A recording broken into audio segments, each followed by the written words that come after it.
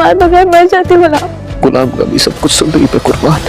गुलाम सुंदरी को कैसे छोड़ सकता है? मैं तो बस बादशाह का सब कुछ दिया वापस कर रहा था। इस हवेली में तुम्हें सब कुछ मिलेगा, मुझसे कभी मुझे ना मांगना। गुलाम बादशाह सुंदरी ड्रामे की कहानी बहुत ही ज्यादा इंटरेस्टिंग हो चुकी है। जहांदार बादशाह को अपनी शर्त मनवा चुका है कि अगर तुम मूरख से शादी कर लो तो मैं अगले ही दिन तुम्हारा निकाह सुंदरी से करवा दूंगा। इस तरह तुम्हारी ख्वाहिश भी पूरी हो जाएगी और हमारे खानदान की इज्जत भी बच जाएगी। जहांदार बादशाह को साथ लेकर खुर्शीद से उसकी बेटी सुंदरी का रिश्ता मांगने जाता है। खुर्शीद फौरन हाँ कर देती है और सुंदरी को बादशाह की दुल्हन बनाने की तैयारी करने लगती है। लेकिन इसके साथ साथ खुर्शीद सुंदरी को गुलाम के साथ भगाने की तैयारी भी कर लेती है। खुर्शीद खुद बादशाह की बारात के साथ कुर्बान अली के यहाँ मूर्ख और बादशाह की शादी करवाने चली जाएगी। खुर्शीद गुलाम से कह देती है कि तुम आज रात सुंदरी को सुंदर हवेली से भगा कर ले जाना। गुलाम ऐसा ही करता है। उधर बादशाह और मूर्ख का निकाह हो रहा होता है तो दूसरी तरफ सुंदरी गुलाम के साथ भाग जाती है।